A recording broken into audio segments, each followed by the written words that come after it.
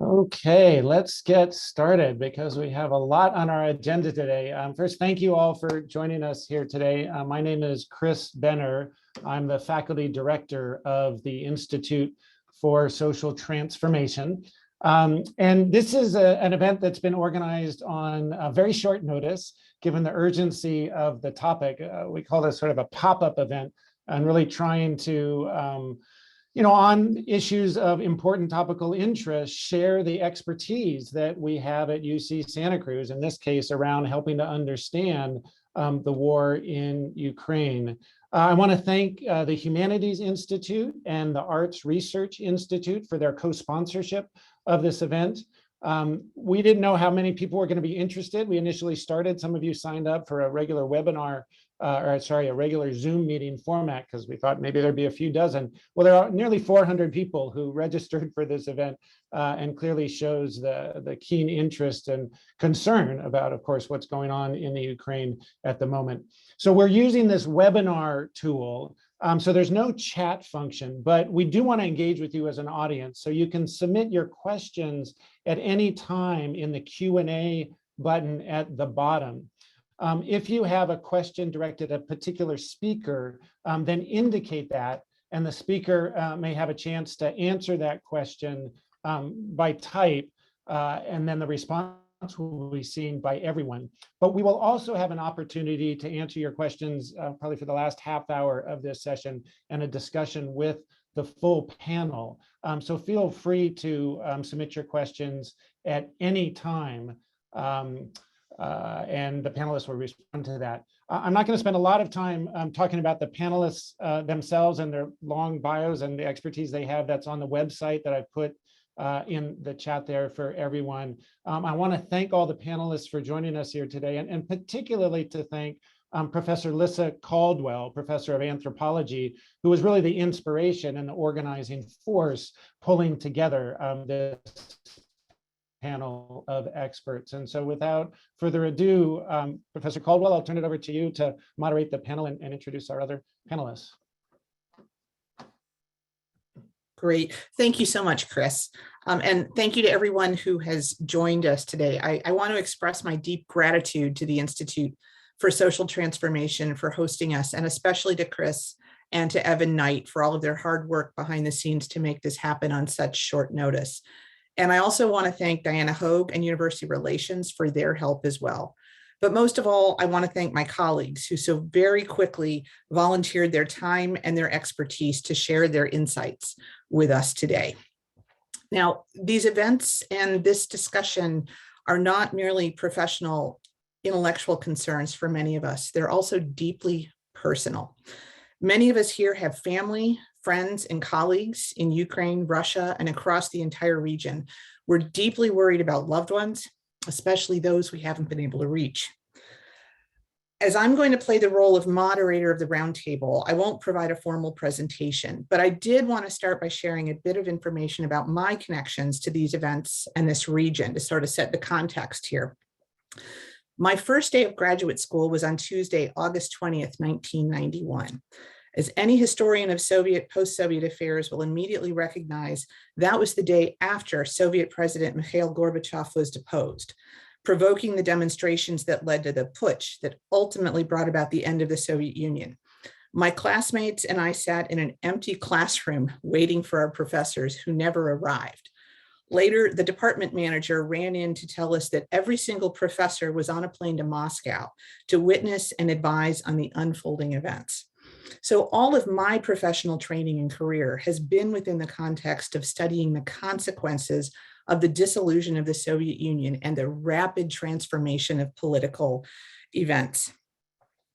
As an anthropologist, my work has focused on understanding how ordinary people make sense of and live within rapidly changing political circumstances. In the 1990s, I spent a lot of time with Russian pensioners, people who had lived through the Great Patriotic War, as World War II is known in Russia. Some were veterans, some were survivors of the Leningrad blockade. All had suffered the tragedies of that horrific war. Some were also parents of soldiers who had been sent to fight in Afghanistan.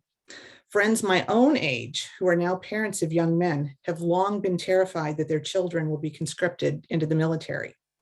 And although my interlocutors were proud of their heroism, they were adamantly opposed to war. Over the past 10 years or so, my research has shifted to focus more explicitly on social justice movements and civic engagement in Russia.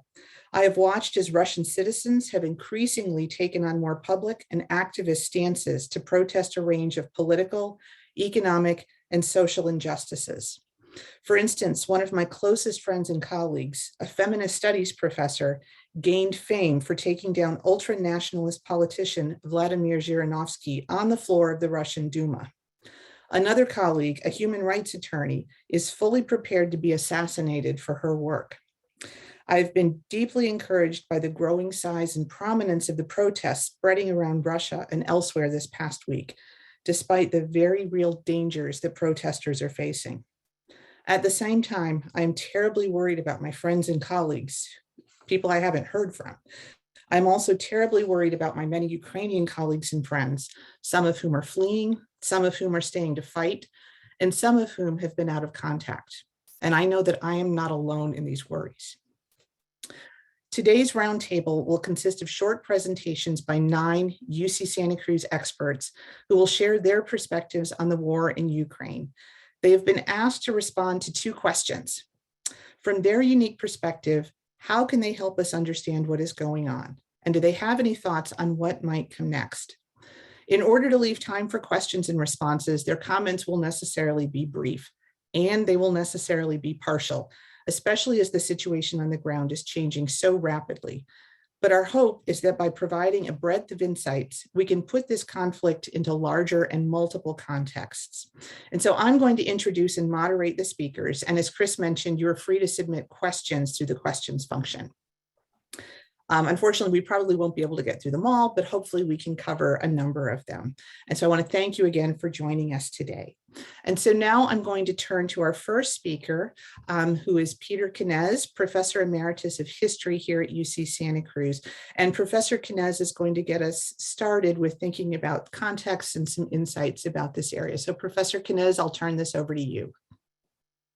Let me start by confession. Namely, I have made a prediction a week ago or 10 days ago, and I was arguing that the Russians would not invade. Indeed, I was saying that they were accumulating forces, perhaps in order to put pressure for some kind of diplomatic solution. And I made that argument.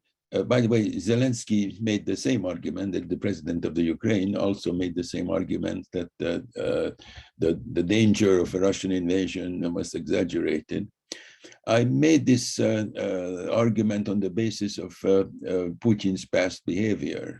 Putin is an altogether disreputable character who has not done well, who murdered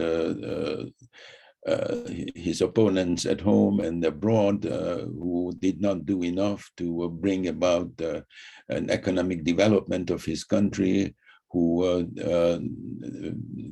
did very little to lessen the corruption, which is age-old in Soviet and pre-Soviet times. And on the other hand, he was not taking risks. In fact, I cannot think of a single instant when the Russian state embarked on a venture when the leadership didn't know where this is going to end. Now, you may bring up Afghanistan, but Afghanistan was a separate story in as much as the Soviet army went in order to support a government which was favorably inclined toward them, sort of semi-communist government, which was to be overthrown by the Mujahideen, and the Americans were, of course, cheerfully supporting the Mujahideen. Having said this, the various ventures which the Russians under Putin has undertaken, such as the short war against Georgia in 2008, when they, shall I say, liberated 2 tiny little enclaves. Of course, taking the Crimean Peninsula in 2014. Neither represented great danger for the Soviet state. Aside from that, Putin, during his 22 years in office, he has not done anything which he didn't know how to end. This is not to praise him. This is not to give him credit. But what he embarked on this time is something so tragic that the danger, not the danger, the damage which he is doing, of course, to Ukraine for obvious destruction, but also for Russia, is so deep that to me, this is an altogether tragic story. Now, having said this, we must at least put ourselves to some extent in the position how the world looks like from the point of view of the Russian government. That is a government, that is a country which is governed by an unattractive government, still have security concerns. Now, the Russians did have security concerns. I think that the extension of the NATO was a mistake, and people in the 1990s recognized it as such, because after all, NATO had no other purpose but to keep the Russians out. And then 2014, there was a Ukraine which between 1991 and 2014 maintained an equilibrium, in as much as first the president was elected from the western part of the country, then elected from the eastern part of the country. And for the Russian point of view, there's nothing to worry about. Now, after 2014, the situation changed. Now, what kind of nation the Ukrainian nation is today? Now, I recognize that even people who live in the eastern part of the country, the Russian speakers, still have Ukrainian national feelings. But it was a kind of different kind of nationalism than in the Carpatho-Ukraine, in the western part of the country, because they have different histories. It is true that Stepan Bandera, regarded by some as a hero in the western part of the country, in the Carpatho-Ukraine, which is the source, the beginning of a different kind of Ukrainian nationalism.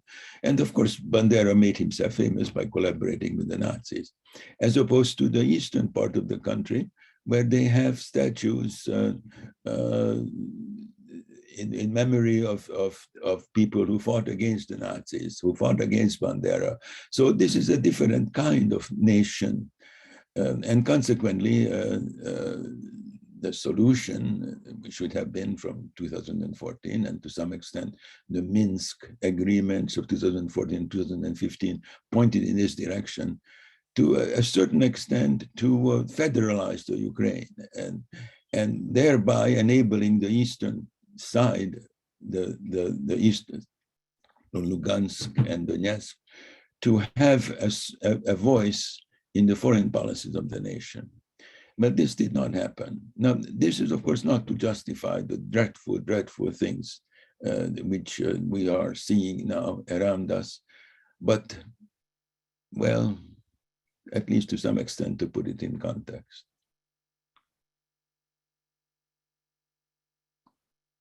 I stopped.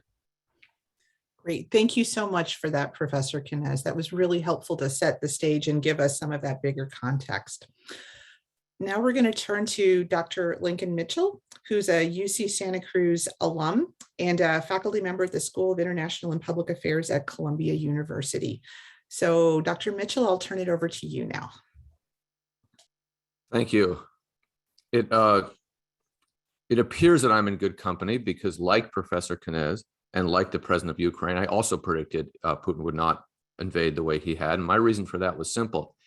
He gained a lot strategically by threatening to invade, and much, much less by actually invading. Before I get into great detail there, I want to thank all of the other panelists and the folks at UCSC for putting this together, and for thinking of an alumni like me in the middle of New York and inviting me. It's really great to be part of this.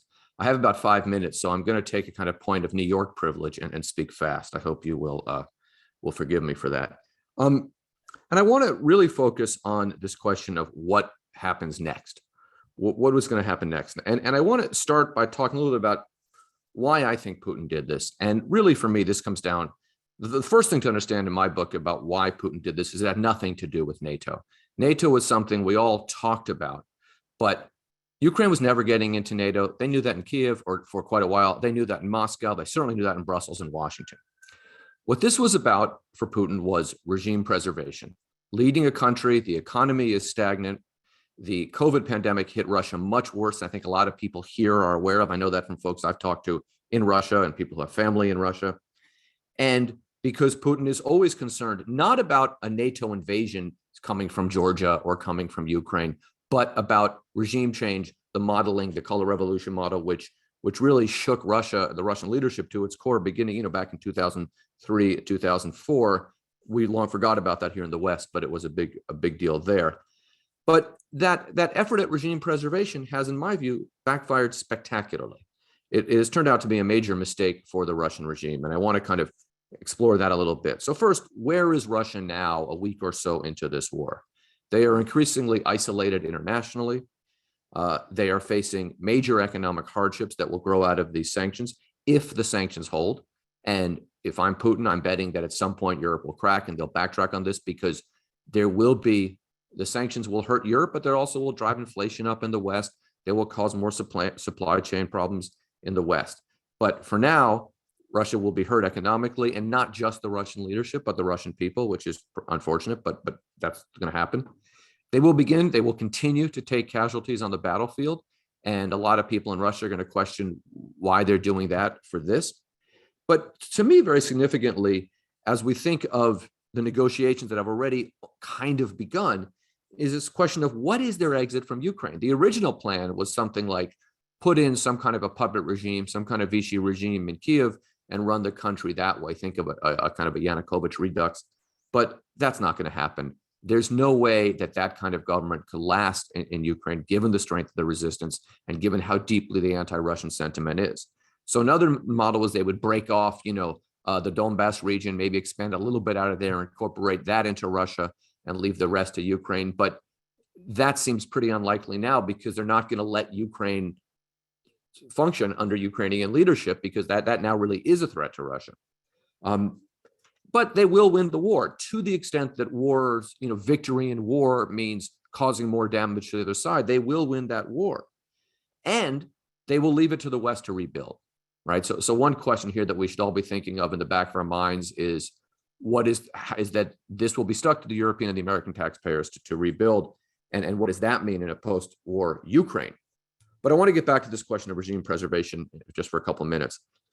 In Washington, it's pretty easy now to talk to someone who's going to say, the Putin regime is on the edge of collapse. And, that's the kind of optimism that fuels Washington and then gets you booked on CNN or speaking engagement at a think tank. My thinking is, I'm reminded of the words of Mark Twain: the collapse of the Putin regime is greatly exaggerated, but it is weakened. It is very weakened, and it's not over yet. So there's really, the question for Putin is, how do you stay in power now? And the stakes are much higher, right? So first thing to think is that Russia is not going back to where it was 2 weeks ago or 3 weeks ago in the international environment. They are going to remain isolated. Putin himself is going to be a really viewed as a very nasty authoritarian leader with whom nobody is going to want to deal. He is going to spend the rest of his life trying to stay in power desperately, because if he can't, the scenarios that I see for him are not retiring to his dacha and practicing judo. It's going to be the Ceausescu model, or perhaps a cold jail cell in The Hague. So where does he turn? And the answer to that is China. China will buy their oil forever. They'll buy it for dimes on the dollar, but they'll buy it. But China doesn't need Russia the way Russia needs China. China can get resources elsewhere. They certainly need resources, but they have relationships all over the world. They can get it elsewhere. Putin needs somebody to help keep him in power, and that has to be China. So in my view, the direction here for Russia is that it becomes a Chinese client. I'm not saying that for sure, but I'm saying we certainly have to give that possibility some thought. And that cannot be what Putin set out to do when this war started. That clearly was not what he was trying to do. but that's very much where it could be going. But patrons don't like clients they can't control. Patrons don't like clients that make them look bad, and patrons don't like clients that make bad decisions. And Putin is now all of these things. So even that relationship, if it begins to hurt China, is in jeopardy. Just a couple more thoughts. One thing, that the fundamental, in my view, lesson of the human experience, and certainly of my people, is that it can always get worse. And for here, if Putin decides tomorrow to enter a monastery, there's no guarantee that, the nice liberal Democrat comes in. It could get much worse. So just a couple very brief concluding comments. This is a major event. This is a major world-changing event that changes the nature of the global economic system, alliances, relationships, the continent of Europe and beyond. We speak of events all the time this way. I'm reminded of the book Ron Asmus wrote after the Georgia War, calling it the little war that shook the world. That war didn't shake the world. Every conflict in the Middle East, there's, the wise pundits tell you this is changing everything. This actually might change everything. Well, it's China's at a decision node. Do they continue to support Russia this way, or do they back away, knowing that just the connection to Russia and to Putin is bad for them?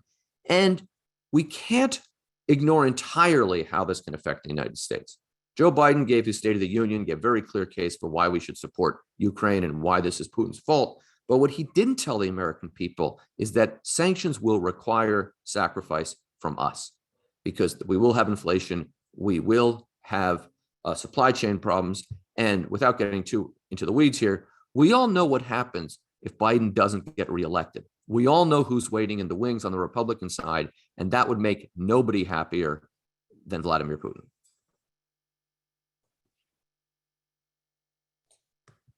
Thank you very much for those really thoughtful comments, and helping us think about the broader implications there, the broader global implications.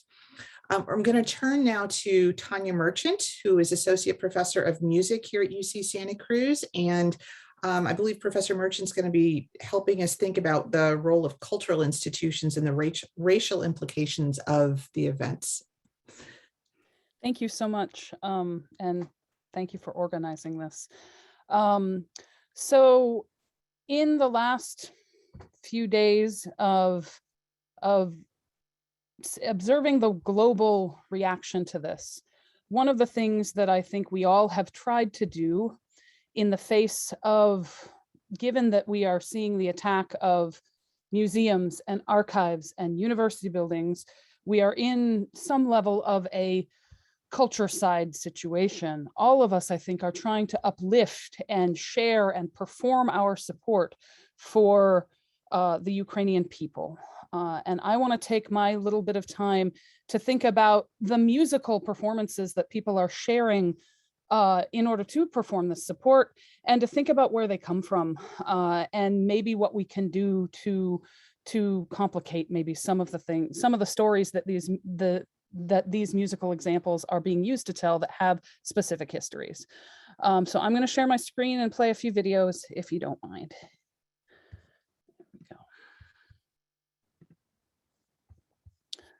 All right, so one of the first, on the 25th of February, one of the first musical things that was shared before the SNL Dunka choir, it was a Bortniansky church choir type singing situation, which was the first musical thing that I observed in the reaction to this, when we want to uplift Ukrainianness. And this was especially shocking to me because I had known Dmitry Bortniansky as the father of Russian church choral music.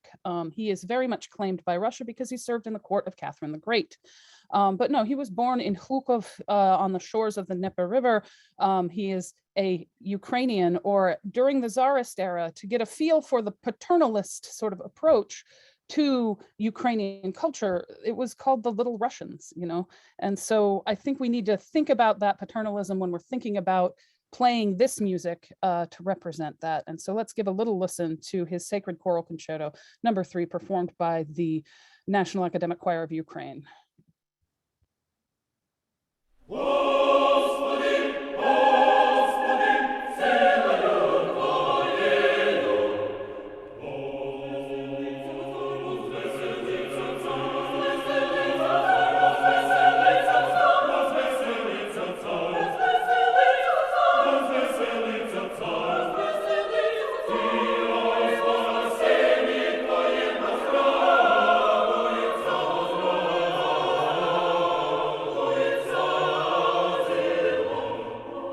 going to cut it off really quickly because we need to move quickly here. There we go. The next thing I want to talk about with you, because the act of singing is so important, and we hear reports of people singing the national anthem back at troops, and like the use of song in resistance is really important. And we see now that people are sharing this on social media as well. There's a lot of lifting up of a Ukrainianness that has to do with embroidery and all of these things, and dances and songs. And I want to look at the Soviet nationalities policy era, especially after World War II, but really starting in the 1930s.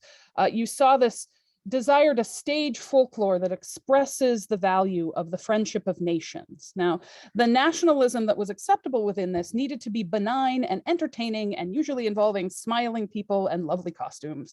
And so when we look at things being shared from this era, I think we need to at least think critically about the Ukraine that we are presenting. So I want to show you a performance of the Hopak, a Ukrainian national dance that had been choreographed by Igor Moiseyev, sort of the father of this Soviet era staged folk dance. So here's a little bit of the Hopak.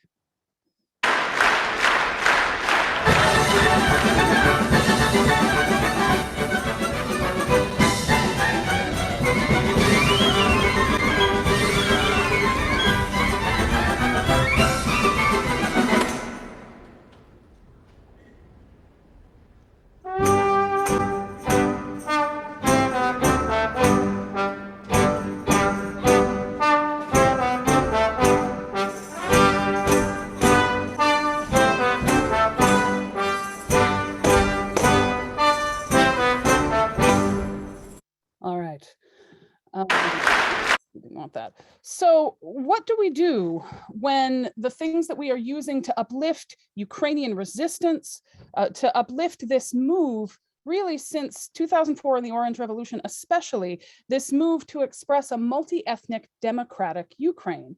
And I want to offer for you that we should be uplifting a Ukraine that acknowledges indeed its multi-ethnicity. And I would love to encourage you to share this next track. I will be sending out links in the chat to all of these videos and a few extra bonus ones that I would talk about if I had time. I want to talk about the Afro-Ukrainian population in Ukraine, which is significant. And you see a hip hop scene that involves them as well as other ethnicities. And so this is Faux Show, an Ethiopian Ukrainian trio of sisters, Betty, Miriam, and Siona Endel, who are actually Ethiopian, part of the Ethiopian Jewish population. And their parents emigrated to Ukraine to attend medical school. And that's how they ended up there. So let's listen to a little bit of this. Extra, extra, get your latest paper. Extra, extra.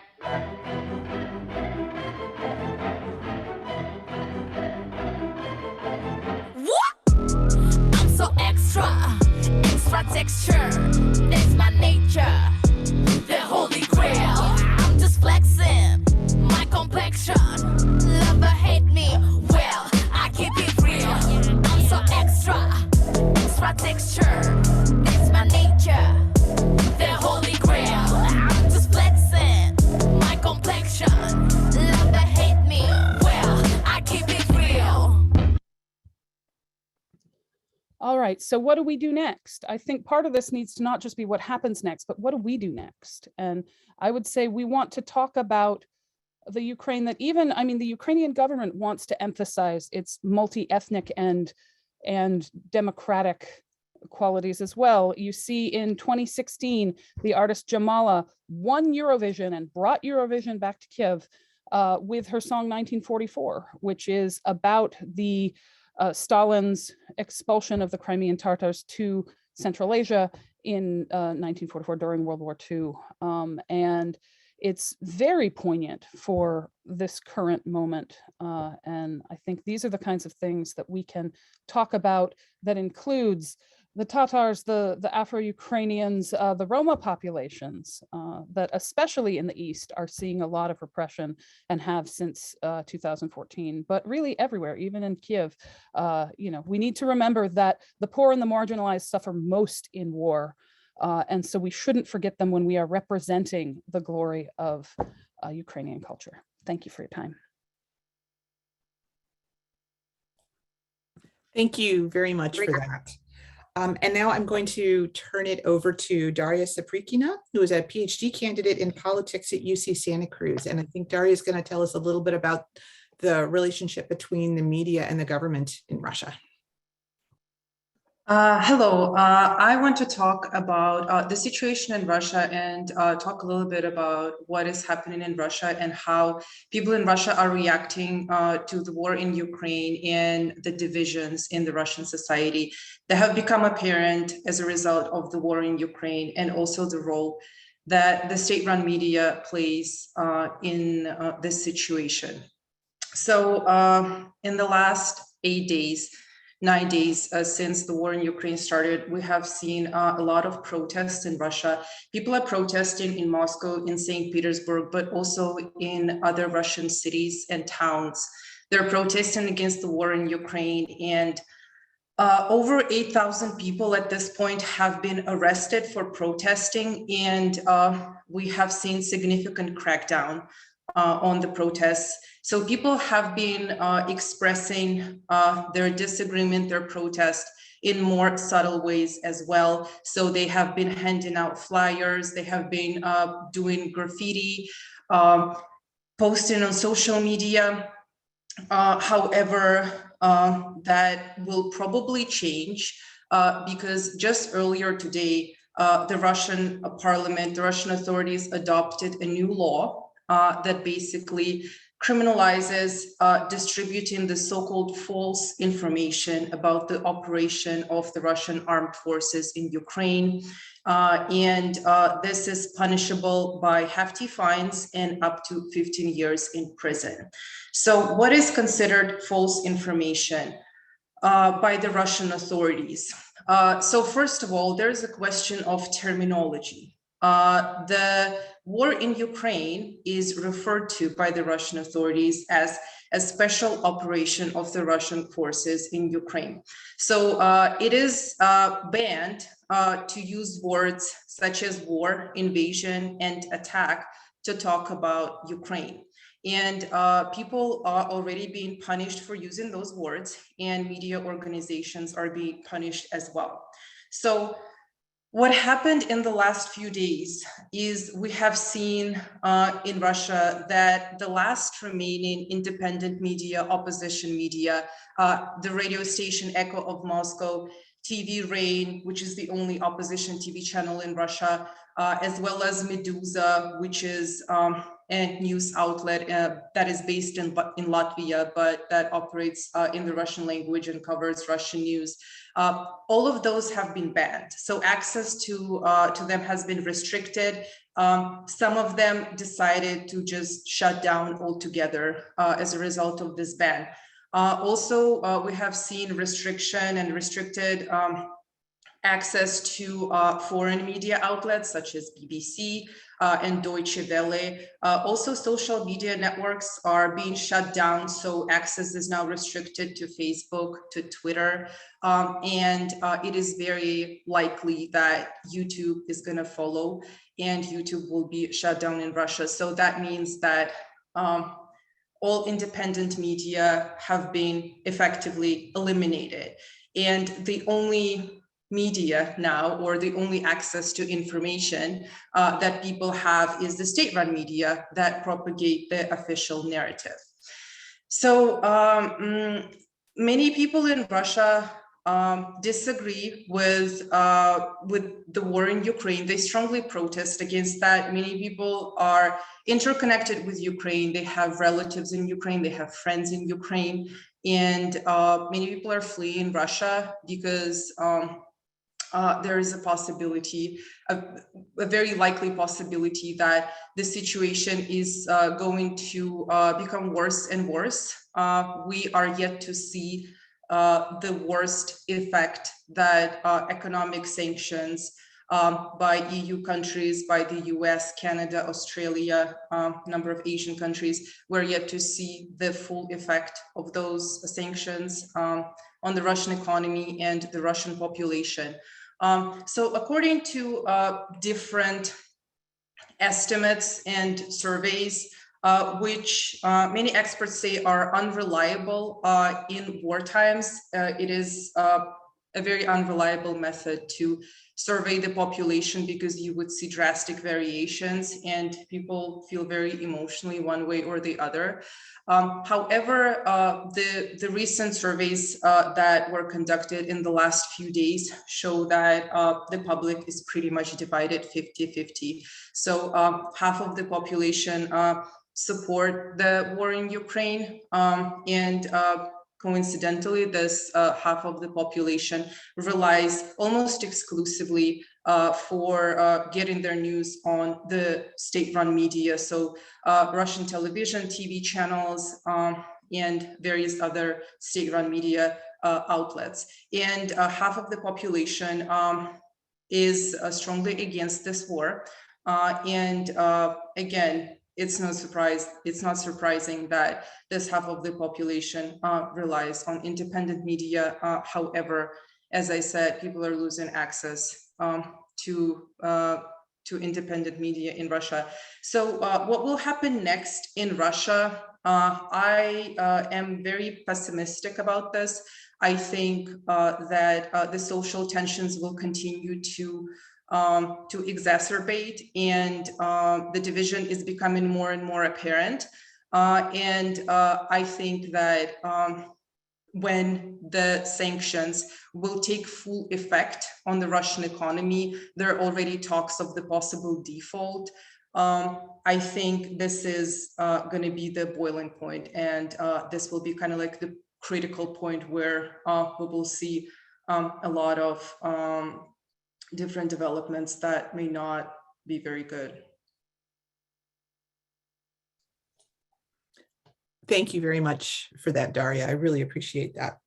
We're going to turn to Ricky Brown, who's a PhD candidate in anthropology here at UC Santa Cruz, and she's going to share some insights into the experiences of citizens of the Republic of Georgia. Thanks, Lissa, and thank you everyone for speaking today. It's been really fascinating.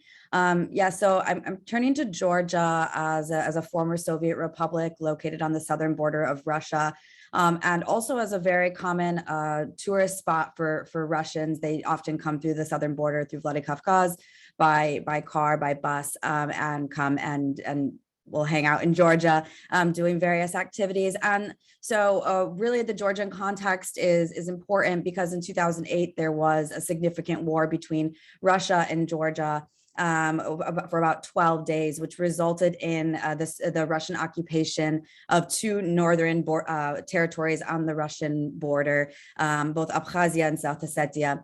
And these regions remain occupied today. And it's really become a huge part of the Georgian political narrative.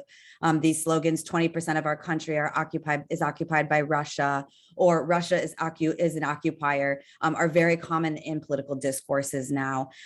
And so what we saw at the beginning of the war in Georgia were very large rallies in solidarity for Ukraine. Even one of the major streets in Tbilisi was shut down, Rustaveli, and aerial shots show probably over thousands of people in attendance. And it really makes sense when you think about Georgia's history of war, of tension with Russia, of ongoing occupation, and really kind of a polarized political climate right now. And so the current ruling party in Georgia, the Georgian Dream, by oppositionists, it's said to be in the pocket of Putin or of Putin's oligarchs. And so there's this really intense tension that's been forming, where people are assertedly saying, that this government is pro-Russia, it's taking us in the wrong direction, and it's caused massive protests. In 2019, a Russian deputy Duma member came and sat on the Georgian parliament speaker seat. And this outraged Georgians who took to the streets protesting, saying this action was a violation of their sovereignty. And so these are these are ongoing tensions that we're seeing in Ukraine, that have escalated to war, that have been present also in Georgia for a long time. And really a very interesting and recent development is that Georgia has submitted an application for the European Union, and it did so, I believe, today or within the time frame of the last 24 hours. And this is a really bold move, especially when the government is said to be, pro-Putin, and so it's very unclear whether this attempt to be part of the EU will pan out. This process takes a long time. It might not even happen. And there's a lot of debates on either side about whether it will be beneficial for the Georgian economy. But I think what the move shows is this really pro-Western shift, which is actually counter to some of these oppositional arguments that the Georgian government is sort of very attached to Moscow. So this is a development that we'll kind of see where this shift and where this move goes. Also interesting that has come on my radar is within this war of Ukraine, since the Ukrainian war, as Daria mentioned, people are fleeing Russia now with these new restrictions on media and a lot of the changes happening within Russia, and many people are going to Georgia. And so there's been this flux of Russians into Georgia, and they're being received in very different ways. I've seen social media posts that have supported Russians. In the Russian language, they've listed places where Russians can stay. I've also seen other social media posts in English, actually, which is also interesting. These language politics are very prevalent in Georgia as well, where many refuse to speak Russian, even if they do.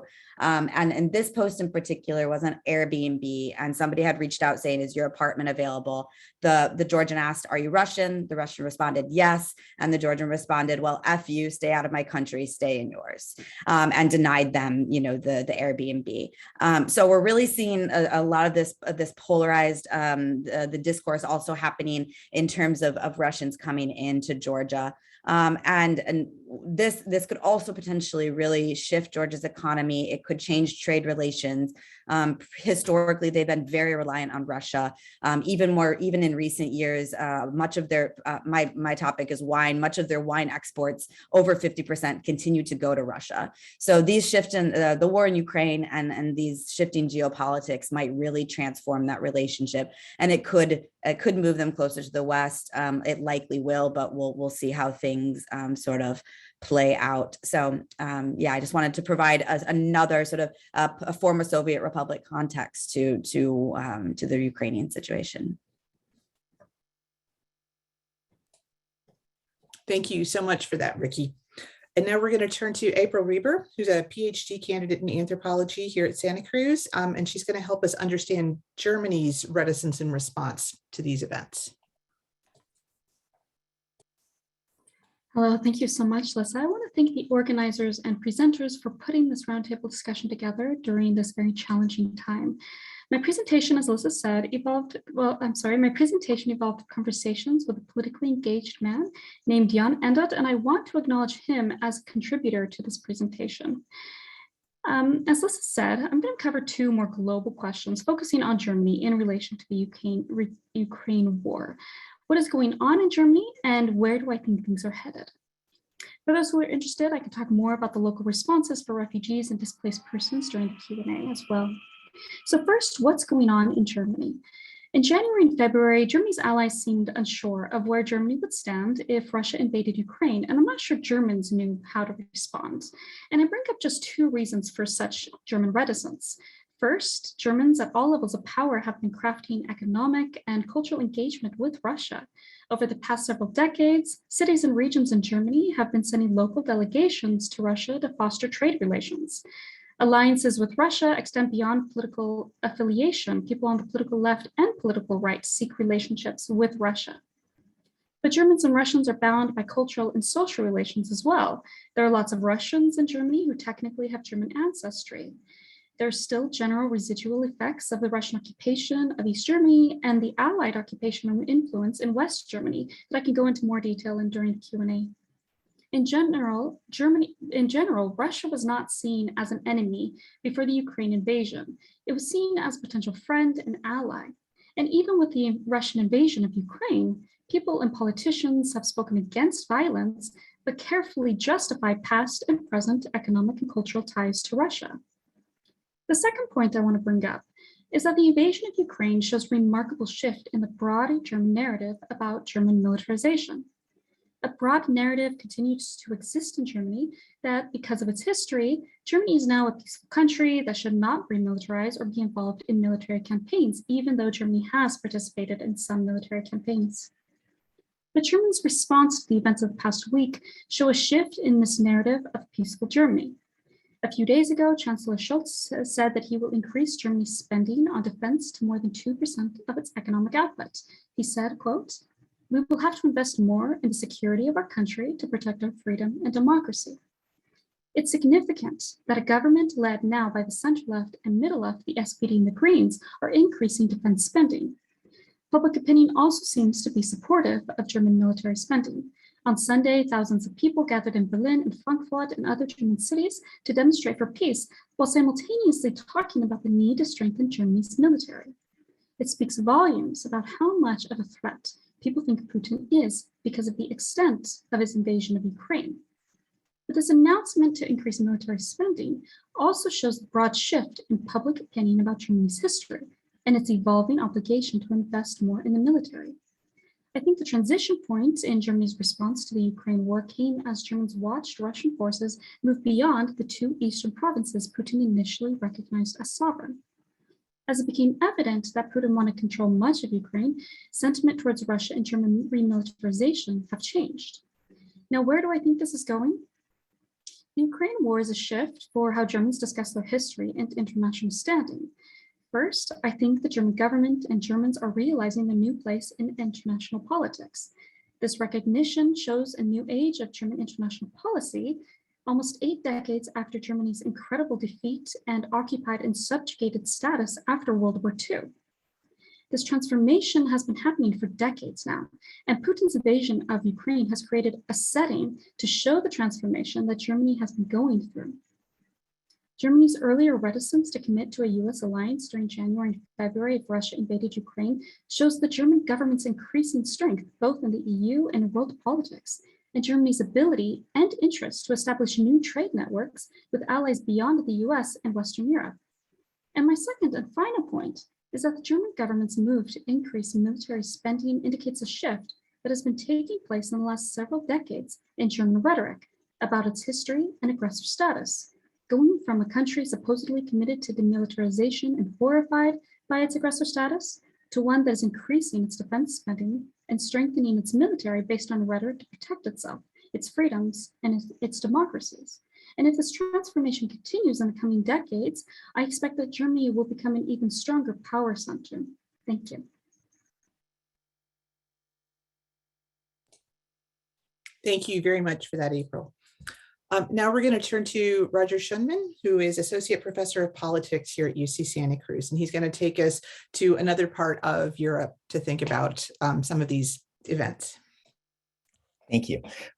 Thank you all, and thank you, Melissa, for organizing this. I'd like to also thank the other panelists for their really interesting contributions, and hopefully I can speak add to this conversation, I think, in two ways. One is about the perspective of neighboring countries in the European Union, which is where my work has been focused. So I work on the parts of Europe that were formerly satellite states of the Soviet Union and that border this conflict. And then if we have time, which we probably won't because I've only been given 5 minutes, I'll try to connect that to the bigger question of economic sanctions that have been put in place and what impact that they're having. So I'll also talk fast, take the New York privilege like Lincoln. Okay, so for the first piece, from the perspective of the European Union countries that border this conflict, there are 4 countries that share a land border with Ukraine, and so we're territorially directly linked to this conflict. Poland, Slovakia, Hungary, and Romania, of course, the Baltic states also border Russia. But I'm going to focus on the region that's directly connected to Ukraine. And I think 2 countries in particular are really interesting here, Poland and Hungary, because they have had in Hungary for over a decade, and in Poland for a little bit less than that, right populist governments that have come to power staking out anti-European Union positions. For years, the Poles have also been really skeptical, like some other Eastern new member states of the European Union, of the idea of EU defense and defense autonomy, because they have a really strong attachment to the US as a guarantor of security in Europe. Unlike the Polish right populist Law and Justice Party, Hungary's Prime Minister Viktor Orban has also been an important ally of Vladimir Putin in Europe.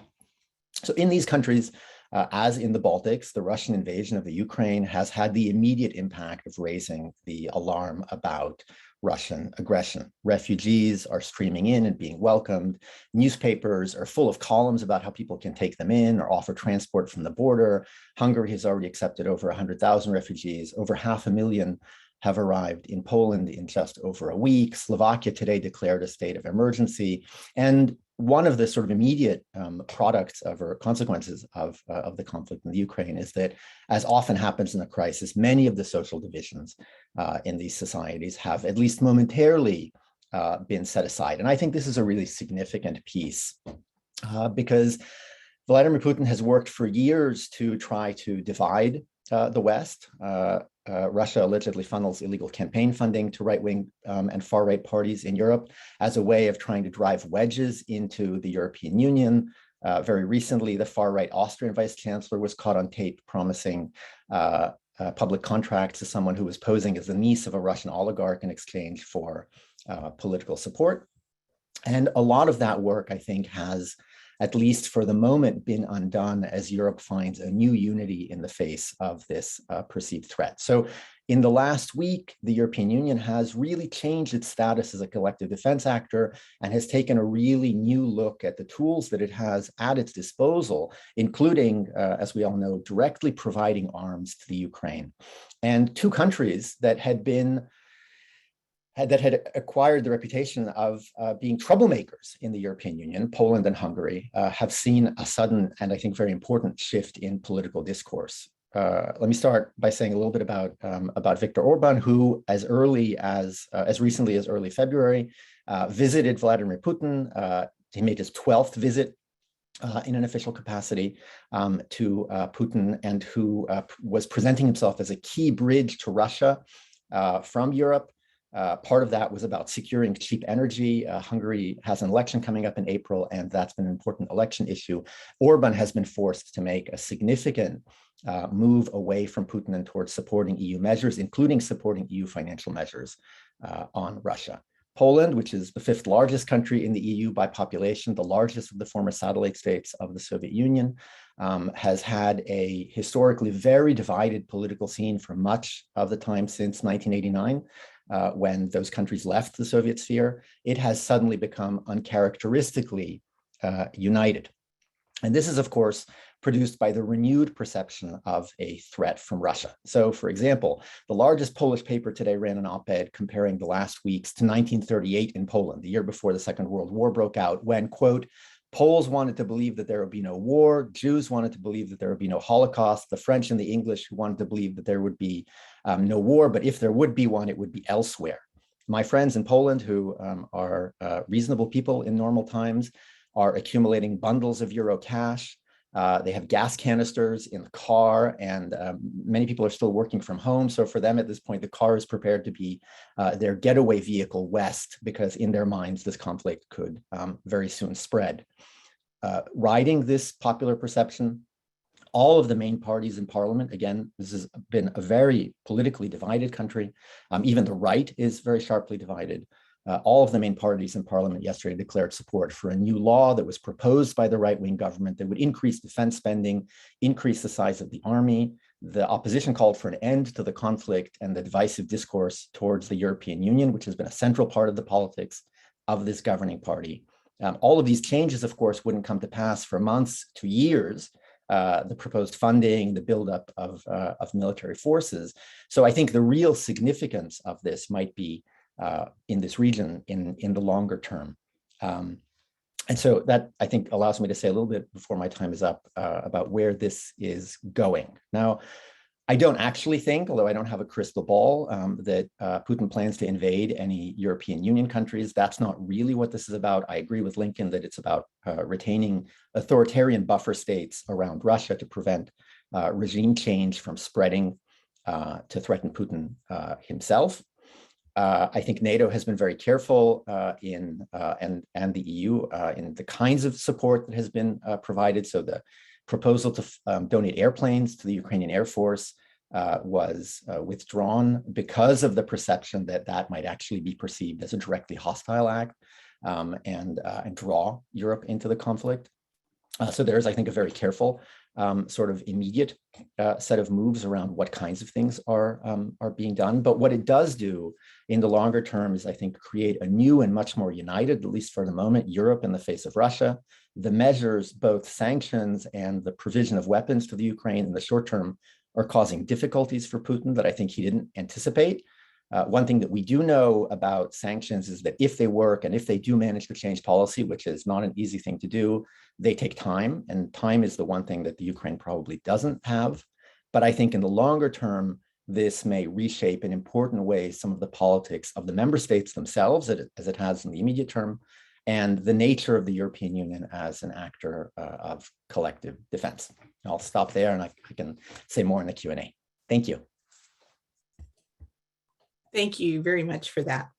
And now we're going to turn to Jonathan Beecher, who is Professor Emeritus of History at UC Santa Cruz, and he's going to take us to a different part of Europe and think about some of the Baltic states. Well, to begin with, actually, am I visible here? No. Let me. All right. Yes, you're visible now. Yes. Yeah. Okay. To begin with, I have no expertise at all about Ukraine, but what I can do here is talk about the perspectives on the invasion of Ukraine by the citizens of a neighboring state, and that is Estonia. I can do this because my wife, Merika, and our two sons, David and Lindy, are dual citizens of the United States and Estonia and consider themselves Estonian Americans. Merika was born in Estonia in 1942. She lost her father during World War II and came to this country in 1949 after 5 years in DP camps. She spoke Estonian with both our boys from the moment of their birth. Like many members of the emigre community who are old enough to have some memory of the early years of Soviet rule, Merika is terribly worried about the current situation. She fears that the invasion of Ukraine is only a first step in Putin's reconstitution of a new Russian empire, and is not at all confident that NATO guarantees will stop Russia from invading the Baltics. For Merika and for many other members of her generation, Putin's attack on Ukraine is a replay of the experience of all three Baltic nations in the aftermath of World War II. Our older son, David, was trained as a Russian historian at UC Berkeley by Yuri Steskin and Irina Paperna. He received his PhD in 2014, and after 5 years as an overworked and underpaid adjunct in international studies, he moved to Estonia, and he is now a lecturer at the University of Tartu. David is a realist.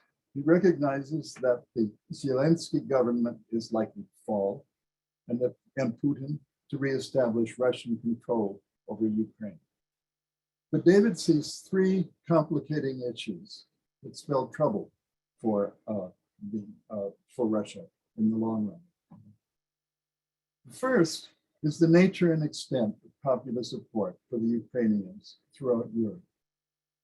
On March 1st, David wrote Merika and me, "I haven't seen this degree of European solidarity or generosity in 3 decades. This is the Europe we've always wanted." David is particularly struck by the muting of the polarization that has long marked the political life of Estonia and East Europe. In Estonia, the Reform Party and the liberal capitalists, until recently at each other's throats, now speak with one voice. On Estonian television, commentators of all parties now wear little Ukrainian flags. And I just received an email from David saying that the University of Tartu is itself decked out, not just as of the last few hours, as of today, in Ukrainian colors. A week ago, a popular demonstration in support of Ukraine on the main square in Tallinn turned into something that David describes as bigger than anything of its kind since 1991. Significantly, large numbers of Russians in Estonia, young Russians for the most part, joined the demonstration and spoke out against Putin. And this leads to a second point, which has to do with the status of Russians and of the Russian language in Estonia. During the Soviet period, even after Estonian independence in 1991, most Russian speakers were seen as part of an occupying force. When I first visited Soviet Estonia in 1977, I thought I would practice my halting Russian on the locals. I soon learned to stick to English. But gradually, with the emergence of a new generation of Russian Estonians who grew up speaking both languages, attitudes changed. And the change has been reinforced now by the fact that so many Russians have joined the Estonians in criticizing the Russian government. Thus, the use of the Russian language is no longer seen as signifying support of the Russian state, and Russians themselves are not regarded so negatively. As the Estonian president could write just a few days ago in a statement criticizing the invasion, this is not Russia's war. This is Putin's war. Finally, David's third point is a question. And here the starting point is the observation that the all-out military invasion of Ukraine took almost all academic Russia watchers, and not just Peter, but pretty much everyone, by surprise. As David wrote on March 1st, nobody saw this coming. Nobody except American intelligence. After September 11th and the mythical Iraqi weapons of mass destruction, this was the first vindication in 20 years of the American intelligence. It was also, however, the first time in decades that a major world power has credibly threatened to use nuclear arms as a means of settling a conflict. And the question that David is asking, as are many other observers, has to do with the significance of Putin's threat. Is nuclear warfare back on the table? And does the Russian invasion mark the end of long-standing rules, of a long-standing rules-based international order in which things that countries want are not simply taken by force? Thank you.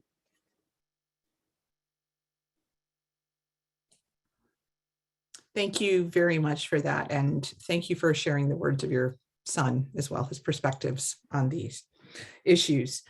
We're going to turn to our last speaker now, Ben Reed, who's professor of politics here at UC Santa Cruz, and he's going to give us a perspective from the China case. Thanks, Lissa, and thanks to all the panelists. This has been an incredible panel. I'm so glad to be a part of it, and thanks to the audience for being here as well. So my special interest is in how what Russia is doing in Ukraine relates to China. And Beijing's relationship with Moscow in recent years has been closer than it's been since the early 1950s.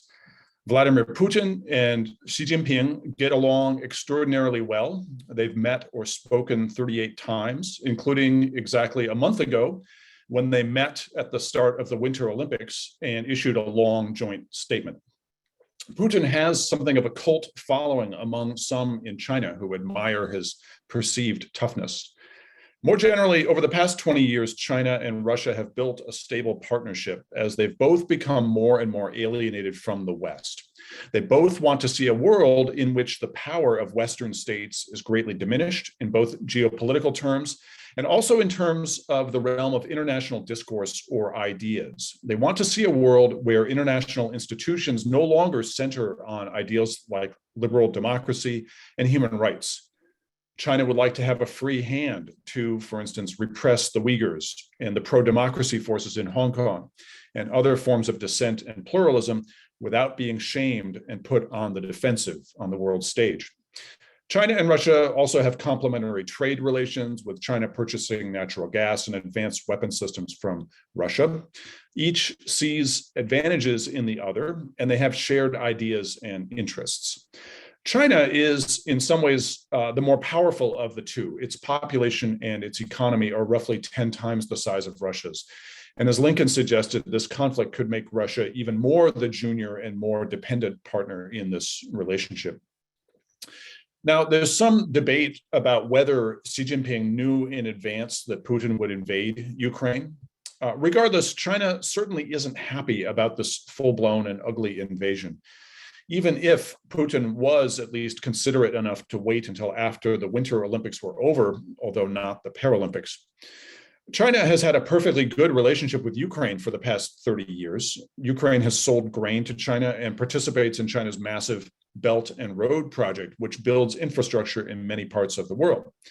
I imagine that in private, China's leaders feel that for all of Putin's craftiness, he's committed a reckless blunder by uniting the West and most of the world against himself. China, by contrast, has often shown diplomatic skill over the years in making sure it has plenty of support in the United Nations and other forums, and in dividing its rivals, or taking advantage when its rivals divide themselves, as Britain did with Brexit, as the Trump administration did every day of the week.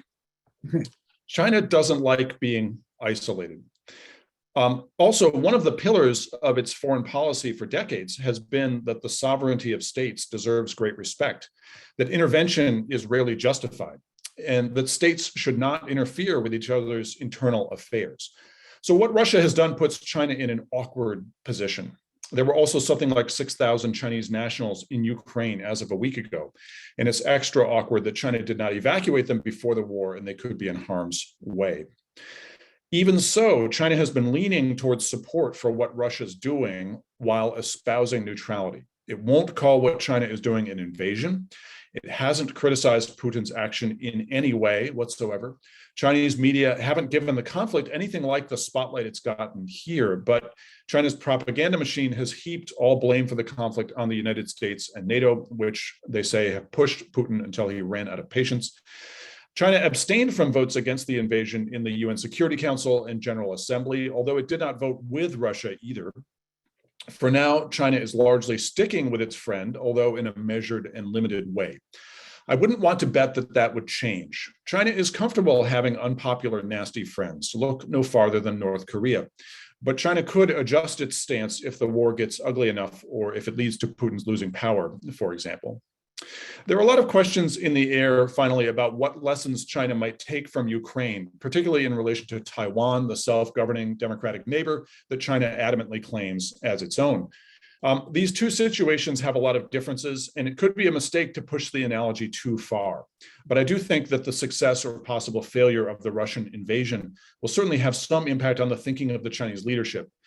China will be paying a lot of attention to the impact of the massive economic sanctions on Russia, because President Xi has been very concerned about sources of leverage that the United States and other powers could use against it in a conflict, and in fact has used in the trade war and in punishing Chinese firms like Huawei.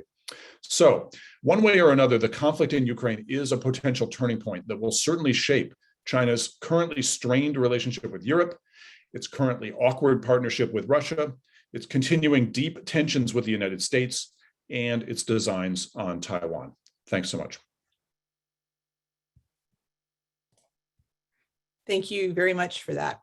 We've now concluded the presentations by the panelists, and we can move into question and answer. So I'd like to invite the panelists to turn their cameras back on. And we've been answering some of the questions from the audience in the question and answer function, but we still have a few that are up here that I'd like to pose to the group. So I'll put them out one at a time, and whoever would like to answer them, I'd invite you to do so. And we have about 15, 17 minutes left to this session. So I think one of the questions that's come up in a couple of ways on the Q&A is the fact that international response to the invasion has been mixed, especially by non-Western countries. And there are a number of countries that are, as Ben just described, like China, have been somewhat cautious in their approach. Others have been non-committal. And what do you panelists think about the effectiveness of the Western sanctions in view of the non-uniform international response? Do sanctions matter if not everybody's on board with them? How do you think these sanctions might play out? Does anybody have? Tanya, and then Roger. I want to talk a little bit from the Central Asian perspective.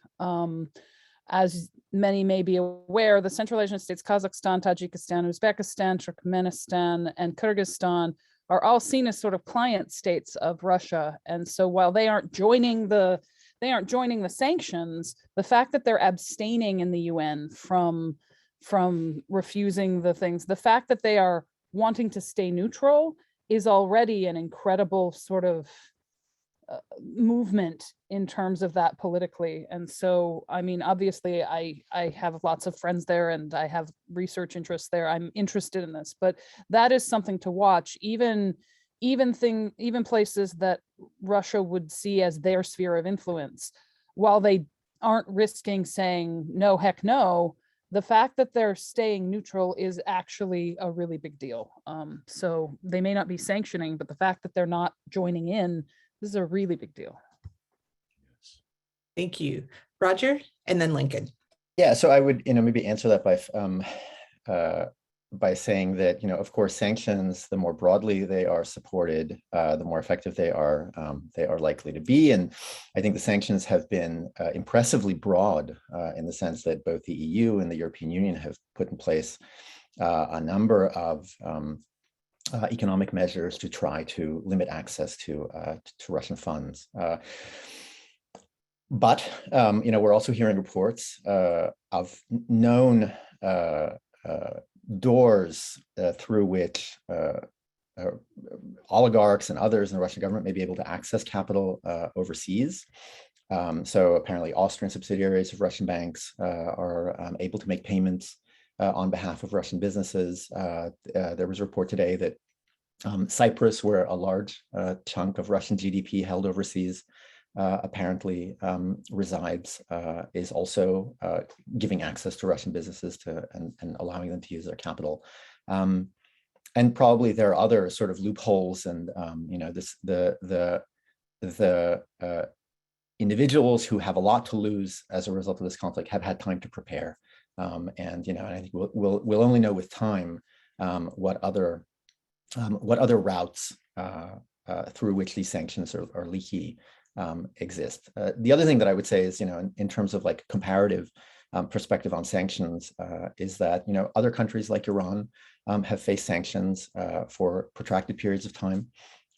Those sanctions in the Iranian case, for example, have been in place in one form or another since 1979. Iran has been kicked out of SWIFT twice. And that certainly hasn't led to regime change. It has in some cases, for example, in the Obama administration's nuclear deal, led to the rethinking of policies like the enrichment of uranium. But that can take a long time. And I think, like I said towards the end of my presentation, time might be the one thing that here is really not on the Ukrainian side. Thank you, Lincoln. Just a very quick technical point about Central Asia, because that is an interesting case. After the Russia-Georgia war, Russia went to the meeting of the Shanghai Treaty Organization, which was in Bishkek, and assumed that the Central Asian countries would get on board and recognize Abkhazia and South Ossetia as independent states, and none of them did. And the reason for that is that China didn't want them to. So again, Central Asia is not taking its cues from Russia so much, and that shows the kind of how China really does have the upper hand in that relationship, which is going to be more and more important for Russia over time. There are nonetheless a lot of places that Russia can go to do business, but they do a lot of business with Europe. And if those sanctions stay in place for a long time, they will have an effect. The other thing is that Europe, for a lot of reasons that I don't always think are very good, has a role as both an economic place, but also a kind of a cultural place, a status place. I mean, throughout much of the region, being European is some kind of a cultural gold standard, right? So for Russia to be pushed away from Europeanness is damaging in a way that goes beyond the economic impact. Thank you. We have several questions about whether it would have been more effective for the West to become involved sooner in this conflict, and where things might go from now. Do panelists see the possibility of escalation, particularly given that the invasion doesn't seem to have played out quite the way Putin planned? Do people see the prospects for further escalation? How might that intersect with public opinion, both within Russia, both outside of Russia? Do people have any sense or any crystal balls at their disposal?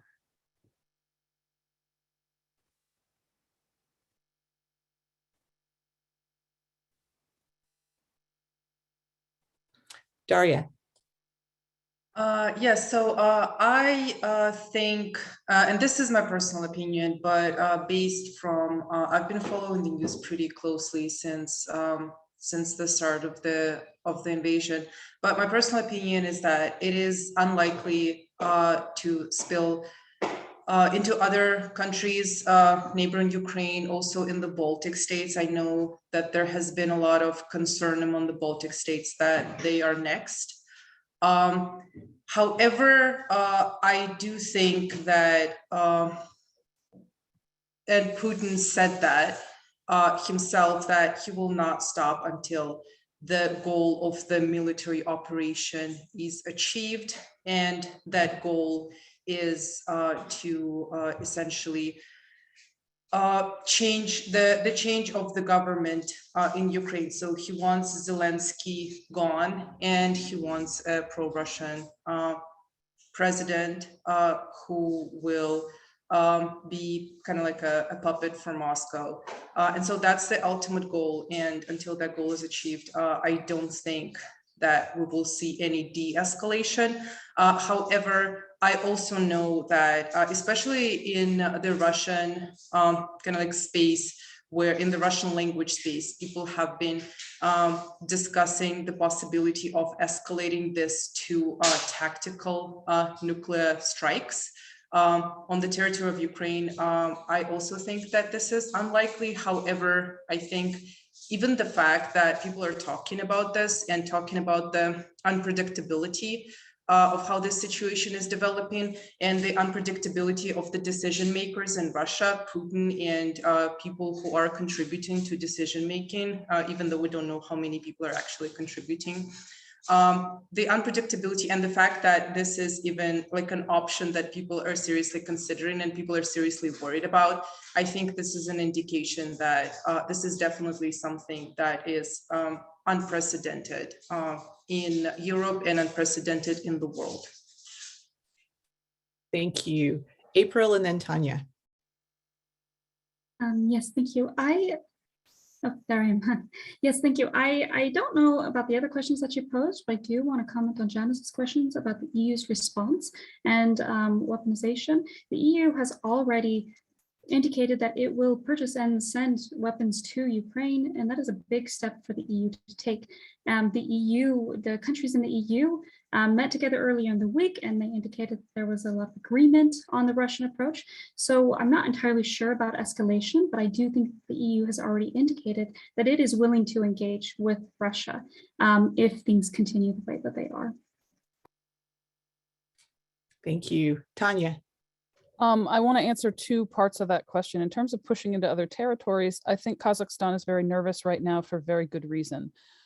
When they moved the capital from the southern Almaty up to Astana, I thought that was brilliant, right? You know, all of a sudden it's harder to take a capital, right? This is what we always say, it's hard to sack a capital.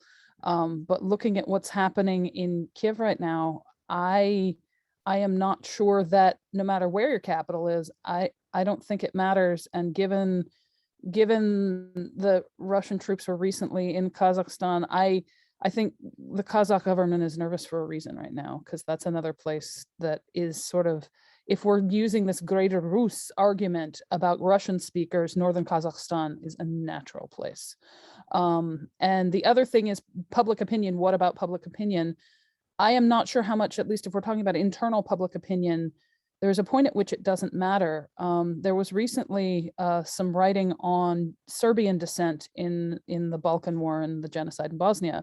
And it's really powerful to remember how strong that dissent was, and it didn't matter. And the other thing was that there was brain drain, right? As soon as the conflict started, lots of the anti-war people are getting out any way they can, so that by the end of the war in the Balkans, there was a higher percentage of the population that supported the war than at the beginning, because those who supported the war got the heck out of there. And so I'm not sure that public opinion is going, I wish it would, it should, like, this is, yes, but no, I'm not sure that it does. Thank you. We have another question about the likelihood of the International Criminal Court actually charging Putin with war crimes. And if he was charged and found guilty, the likelihood that he might face any form of punishment. Does anybody have any thoughts on this possibility?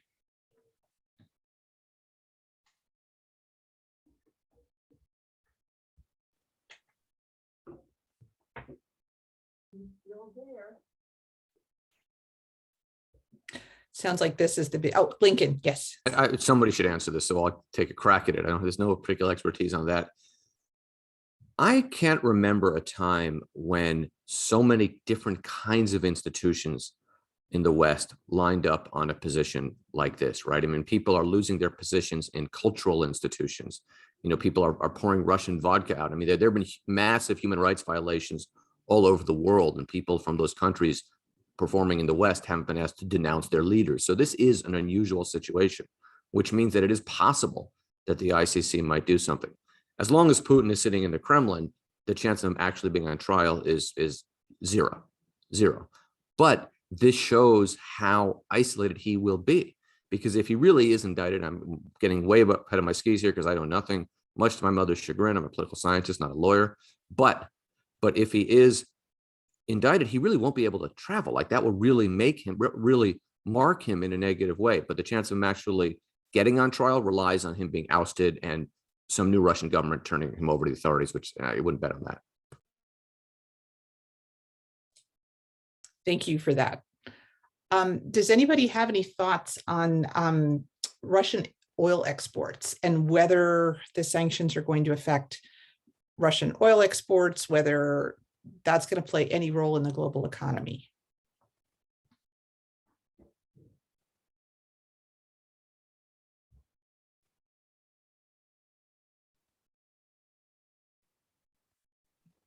Well, yes, it is. I'm not a specialist, but yes.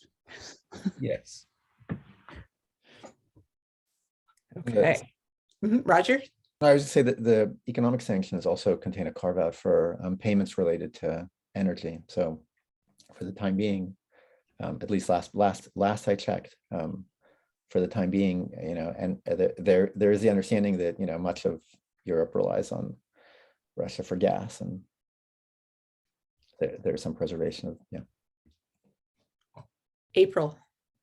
Yeah, I just wanted to say quickly that as of right now, I don't think, like what Roger was saying, there aren't any, those aren't included in the sanctions, but that is a possibility, and that will have reverberations, not just for the EU, but also for the US, I think, as well. Thank you all. And we have one, I think, time for one last question. If anybody would like to comment on the recent capture of the Zaporizhzhia nuclear plant and the fire there, and the role that these attacks on nuclear plants might be playing in this. Does anybody have any information or insight they'd like to share?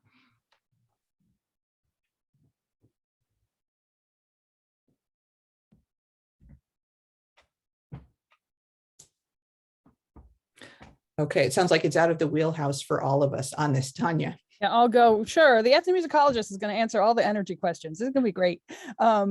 One thing I think that is important to recognize is that with the capture of that nuclear plant, this is a power source for a large amount. I mean, just as someone who thinks about politics and resources and how war sort of manifests itself, taking that is a big piece, right? That is energy that provides energy for a big portion of Ukraine. So if you can keep that from doing that, then you've just made a bigger attack than just the area that it is, right? So that's what I got. Ricky.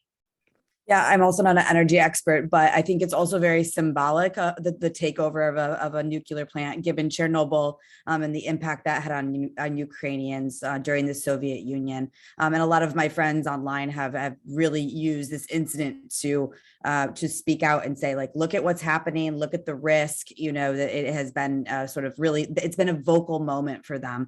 And I think there's a lot of worry there because they saw, what happened during the Soviet Union and the aftermaths of Chernobyl. So yeah, I guess a little on the ground sort of insight there. Great. Thank you all very much. And I'm afraid we're going to have to close the questions at this point because we are running out of time. And I'd like to turn this over to Chris Benner in just a moment, but I want to thank all of you very much for such a thoughtful conversation and such rich insights that I think really help put the conflict in a much bigger historical and global perspective. So I think I'll turn it over to Chris for some final words. Probably just a final one word, wow. But I'll say a little more. I am so impressed with the breadth and depth of expertise reflected on this panel, including all the input from students, faculty, emeriti, alumni. It's just really an honor to be with you all in this space and really deeply, deeply appreciate your insights, your expertise, and your willingness to share that with the broader community. So just to thank you all again. I will say to everyone in the audience, this event has been recorded and we will put it up on the Institute for Social Transformation website. Look under past events and there'll be a link there. And we will on the website also start collecting useful resources, reports, written materials to help give some more depth to the comments that people have said today, as well as trusted news sources. And if you have sources you'd like us to include in that, please send them to us and we'll put it together. Just a reminder, this is one of many events going on campus that the Institute is sponsoring or co-sponsoring, and I'll put in the link a number of really exciting and important events coming up related to the naming of the John R. Lewis College, College 10 being named John R. Lewis College, Nobel Prize winning economist Amartya Sen speaking this Sunday, a whole range of interesting events. So please check those out. And with that, we'll close up here and thank you all. We will say, obviously, we've covered in an hour and a half what really takes a lifetime to fully understand. So we clearly have not done justice to all these issues here, but hopefully it's given you some sense of the complexity of the issues involved in the region, and that as the situation develops, we're certainly open to hosting additional events, going more in depth into important topics. And so please be in touch with us if you'd like to help us publicize those events, organize those events, and we'll be in touch with all our panelists as part of that. And with that, we'll sign off and wish you all the best.